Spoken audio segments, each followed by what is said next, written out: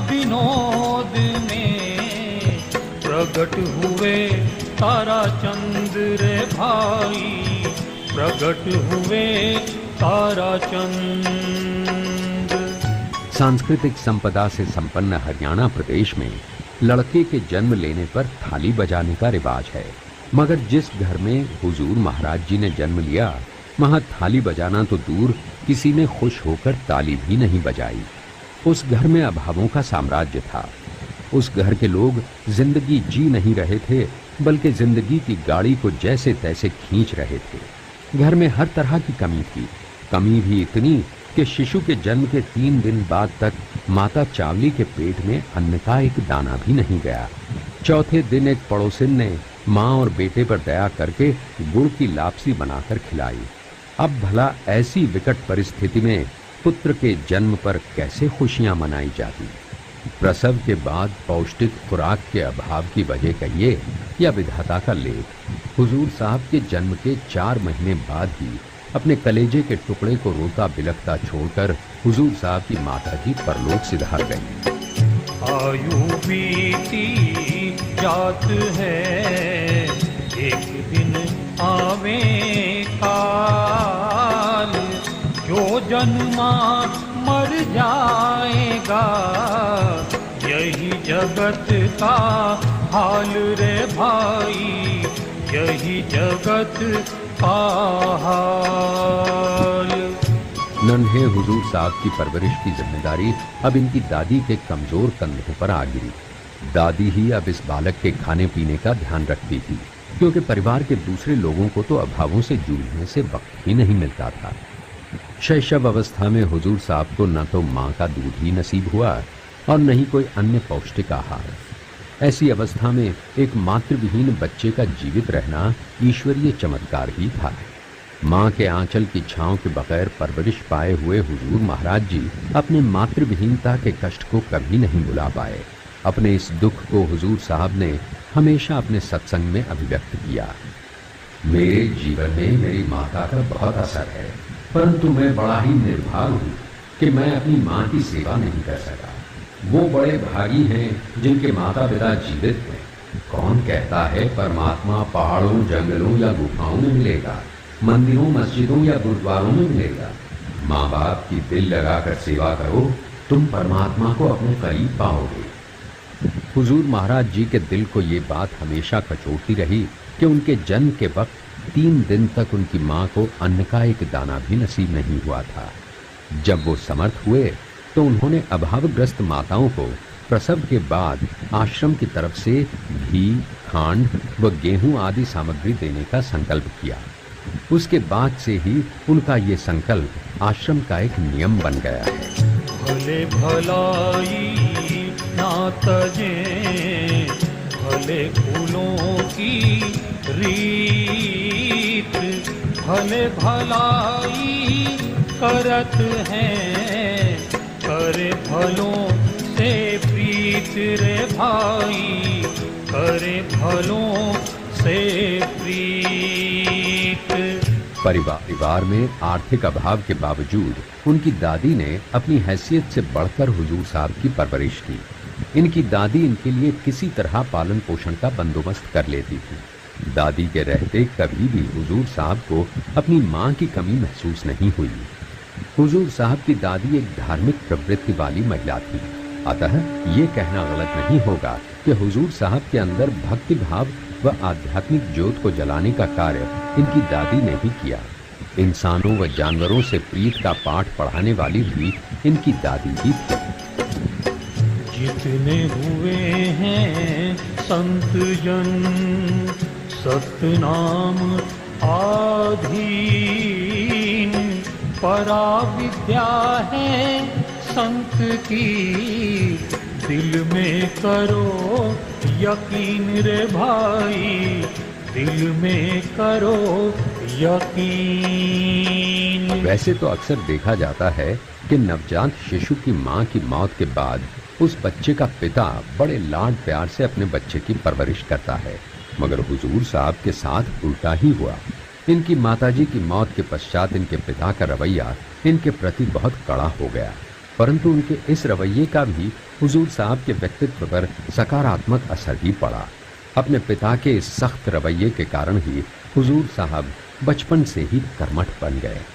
हुजूर साहब की 4 वर्ष की आयु में ही इनके पिता ने इनके हाथ में लाठी देकर पशुओं को खेतों में ले जाकर चराने की जिम्मेदारी इनके कोमल कंधों पर डाल दी थी। जिस उम्र में बच्चे उछल कूद मस्ती करते हैं, उस उम्र में हुजूर साहब हाथ में डंडा लिए दिन भर जानवरों के पीछे भटकते रहते थे। उस वक्त घर की आर्थिक अवस्था ऐसी थी कि न तो इनके पास तन ढकने को पर्याप्त वस्त्र थे और न ही पांव में पहनने को चप्पल या जूते।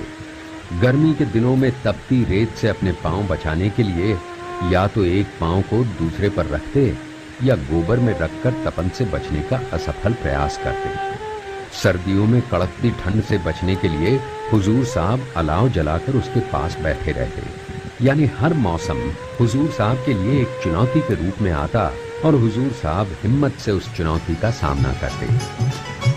तारा चंद गरीब था, खाने को नहीं टूक, दया हुई गुरुदेव की, अब मिटी तृष्णा भूख रे भाई, अब मिटी तृष्णा भूख। दादी माँ की दी हुई आध्यात्मिक शिक्षा के कारण उस नन्ही सी उम्र में ही हुजूर साहब का ध्यान ईश्वर की तरफ हो गया था। दोपहर तक पेट भर घास चरने के बाद जब जानवर किसी पेड़ की छांव में विश्राम के लिए बैठ जाते तो हुजूर साहब भी वहीं स्थान देखकर बैठ जाते और ईश्वर के ध्यान में लीन हो जाते। उनकी इस आदत की वजह से कई बार जानवर किसी के खेत में जा घुसते और ध्यानस्थ होने के कारण हुजूर साहब को इस बात का पता नहीं चलता। जानवर खेतों में नुकसान कर देते और घर पहुंचने पर हुजूर साहब को अपने पिता से डांट खानी पड़ती। दिन भर जंगलों में घूमने के बाद गोधूली के वक्त जब हुजूर साहब घर लौटते तो उनका शरीर थक कर चूर हो चुका होता। इनकी दादी उन्हें नहला धुलाकर खाना खिलाती और रात को अपने पास सुलाकर कहानी सुनाती तो इनकी थकावट एक पल में दूर हो जाती और हुजूर साहब कहानी सुनते सुनते ही गहरी नींद में सो जाते थे। दादी माँ हुजूर साहब को इस तरह की शिक्षाप्रद कहानियां सुनाती थीं जिनका असर सीधा हुजूर साहब के दिल पर होता था। दादी ने हुजूर साहब को न केवल साकार भक्ति के मार्ग पर लगाया बल्कि अपनी कहानियों से निराकार भक्ति और संत मत की राह भी दिखाई।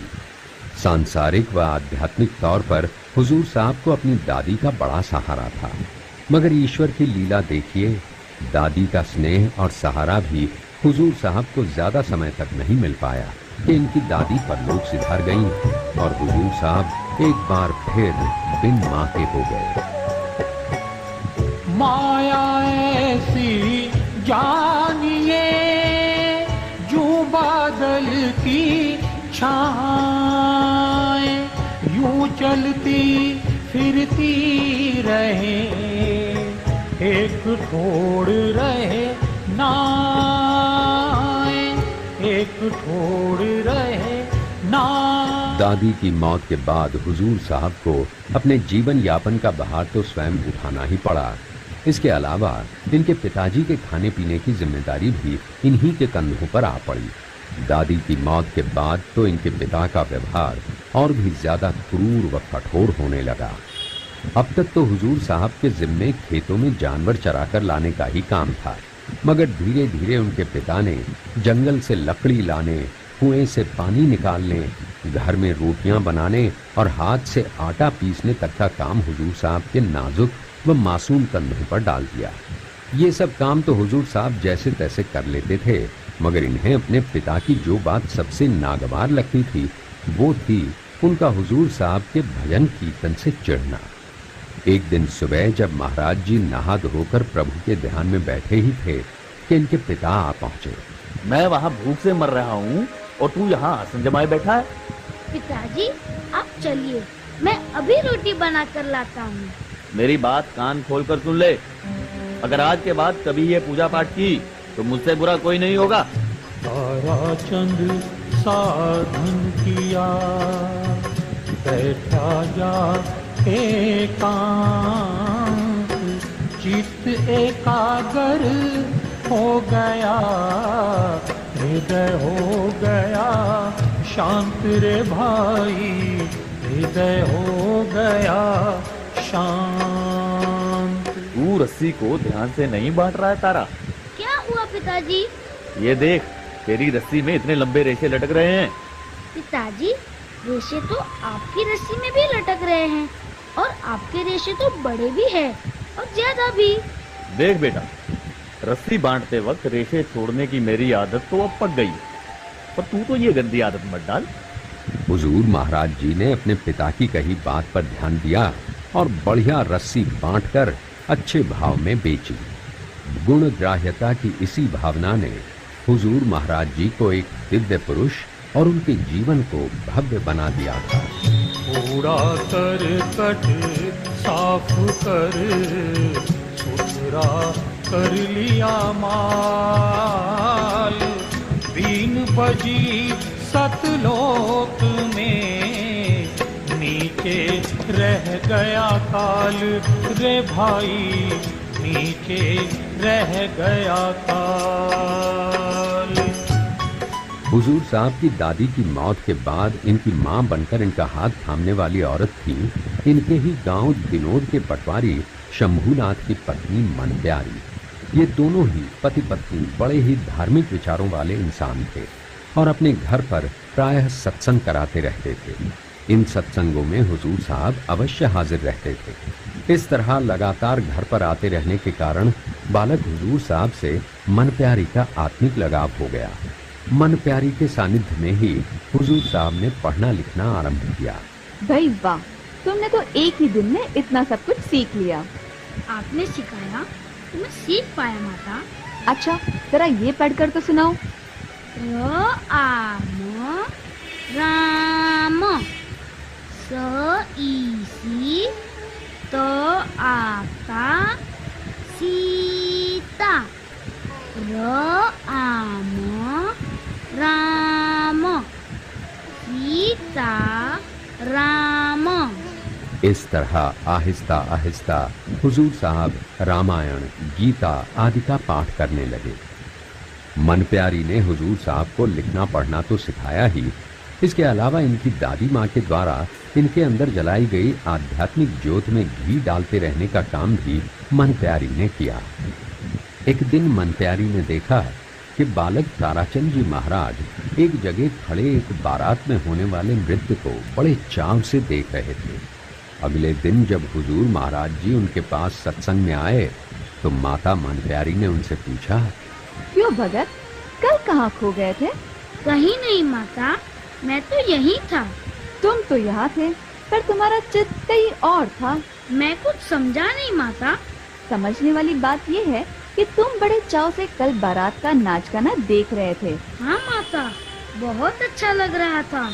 वे लोग कितना बढ़िया नाच रहे थे। वे लोग अच्छा नाच रहे थे या खराब नाच रहे थे, ये बात नहीं है।